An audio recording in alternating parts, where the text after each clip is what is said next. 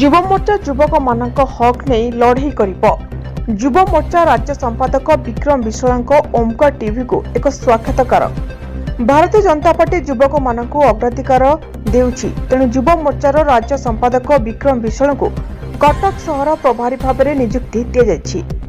କଟକ ସହରର ବିଭିନ୍ନ ସମସ୍ୟାମାନଙ୍କୁ ଯୁବ ମୋର୍ଚ୍ଚା ଆଗାମୀ ଦିନରେ ଦୁର୍ବାର ଆନ୍ଦୋଳନ କରି ସରକାରଙ୍କୁ ଦୋଲାଇ ଦେବେ ଓ ସମସ୍ୟାଗୁଡ଼ିକୁ ଦୂର କରିବେ ବୋଲି ଖସଡ଼ା ପ୍ରସ୍ତୁତ କରିଛି। ବିଶେଷକରି ଯୁବକମାନଙ୍କ ହକ୍ ଯଥା ନିଯୁକ୍ତି ଉପରେ ଜୋର ଦେବ।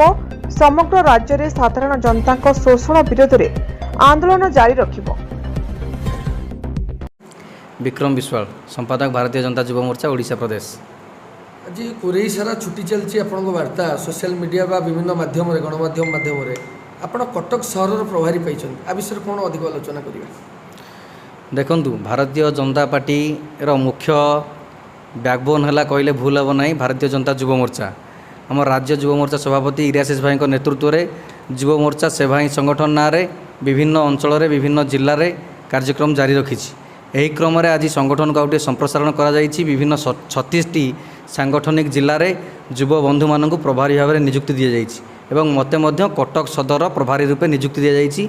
एथिपाई मु केन्द्रमंत्री धर्मेन्द्र प्रधान, राज्य सभापति समीर महांती और युव मोर्चा सभापति इराशिष आचार्य भाई, संगठन महामंत्री मानस महांती को धन्यवाद जनाऊँगी।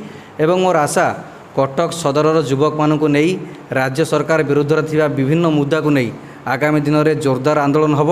से बेरोजगारी कथा हो, से निजुक्ति कथा हो, अनेक क्षेत्र में युव मोर्चा ओडिया युवक हक एवं अधिकार को नहीं तार लड़ाई को तीव्रतर करिवो। राज्य सरकार को दुर्नीति भ्रष्टाचार विरोध में संग्राम करिबो। बीजेडी सरकार को गादिच्युत कर साधारण जनता मुहरे हस फुटाइबो और राज्य में बीजेपी सरकार प्रतिष्ठा करिबो बोली युव मोर्चा शपथ नेछि बोली श्री विश्वाल ओमकार टीवी को सूचना दैछंती। कोरेरू देवदत्त जनाଙ୍କ रिपोर्ट।